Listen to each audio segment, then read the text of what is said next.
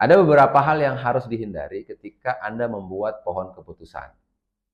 Ini memang harus sangat-sangat diperhatikan. Yang pertama adalah jangan sampai rasa kasihan itu bisa menggeser ambang batas.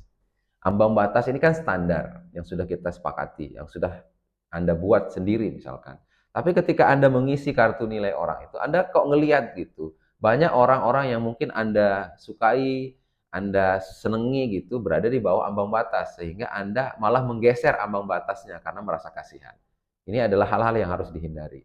Kalau memang sudah Anda menentukan ambang batas, maka bukan rasa kasihan yang menggeser ambang batas. Itu catatan pertama. Catatan kedua yang harus Anda hindari adalah ketika akhirnya Anda memberikan keputusan coaching terhadap seseorang, harus ada target-target yang terukur dan bisa diindra dengan jelas apa outcome yang harus dihasilkan dengan coaching itu. Jangan sampai Anda memberikan keputusan coaching selama 30 hari, tapi yang terjadi adalah curhat selama 30 hari karena tidak ada target yang terukur, tidak ada batasan-batasan, ada outcome-outcome yang harus dihasilkan selama 30 hari. Yang ketiga, ketika Anda memutuskan, misalkan dari semua pohon keputusan itu, Anda memutuskan untuk memindahkan kursi seseorang. Maka sama dengan yang harus catatan kedua tadi, Anda juga harus memberikan definisi sukses di kursi berikutnya itu apa. Outcome hasil atau goal yang harus dicapai ketika dia berada di kursi yang baru itu harus clear, harus jelas.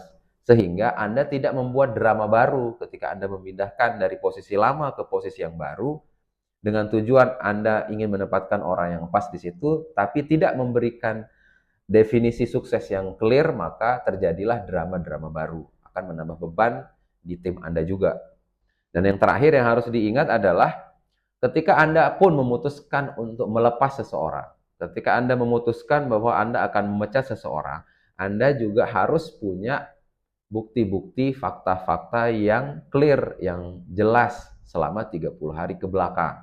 Jangan sampai Anda hanya memutuskan melepas karena perasaan, karena feeling, karena memang nggak suka sama orangnya, dan hal-hal yang tidak ada basic konkret buktinya. Nah, kenapa ini harus ada bukti konkret dan tertulis, kalau bisa tertulis dan Anda catat? Karena ketika Anda akan mengkomunikasikan bahwa Anda ingin melepas seseorang, Anda akan menyulitkan diri Anda sendiri dalam terkait hal komunikasi dan juga mencederai prinsip-prinsip keadilan dalam perusahaan. Maka ketika Anda memutuskan untuk melepas seseorang, Anda harus punya bukti-bukti, Anda harus mengumpulkan fakta-fakta secara 30 hari ke belakang. Biasanya para bisnis owner akan bertanya, sebenarnya kalau kita mau memecat orang atau memberikan keputusan itu bahasanya apa sih yang harus dipakai? Nah, sebenarnya dari percakapan-percakapan kita sebelumnya, ketika kita sudah mengumpulkan fakta-fakta, bukti-bukti, values, 3M, dan seterusnya, itu adalah bahan-bahan yang bisa kita pakai untuk mengkomunikasikan dengan bahasa yang pas ketika kita membuat sebuah keputusan. Contoh, misalkan kita memutuskan untuk memberikan coaching terhadap seseorang, maka kira-kira kita bisa bilang seperti ini. Misalkan, posisimu berada di bawah ambang batas yang sudah kita sepakati seperti ini. Kamu kurangnya di A, B, atau C. Maka kita akan memberikan ke kamu coaching selama 30 hari dengan target seperti ini. Targetnya adalah X, Y, dan Z. Kita akan mengukur setiap target-target ini setiap minggu sehingga nanti 30 hari ke depan atau di tanggal 1 di bulan depan kita akan membuat keputusan apakah coaching kita berhasil, apakah kamu dipindah tugaskan, atau mungkin kamu akan kita lepas.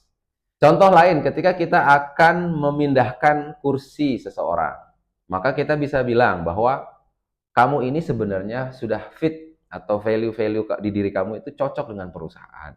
Akan tetapi kita merasa bahwa di kursi yang sekarang atau di posisi yang sekarang kamu itu kurang pas di bagian M apa misalkan.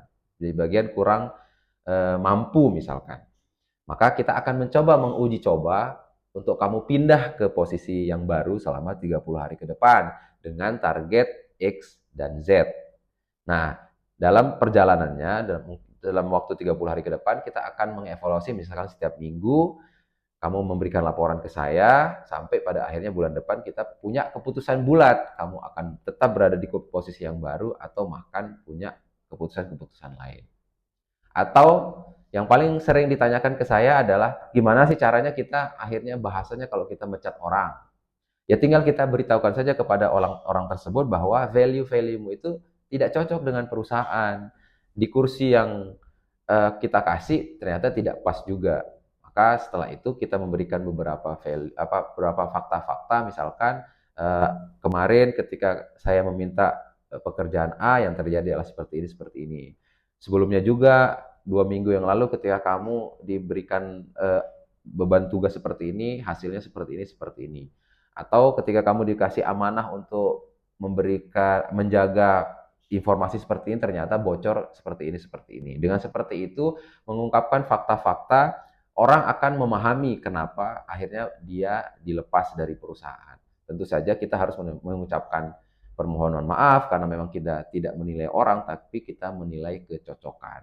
Berarti pada intinya adalah ketika kita berpisah dengan seseorang bukan berarti kita tidak menyukai orang tersebut, bukan berarti kita merendahkan martabat orang tersebut, tapi yang terjadi adalah memang kita tidak menemukan kecocokan saja. Dengan tidak menemukan kecocokan, maka perpisahan adalah hal yang biasa-biasa saja.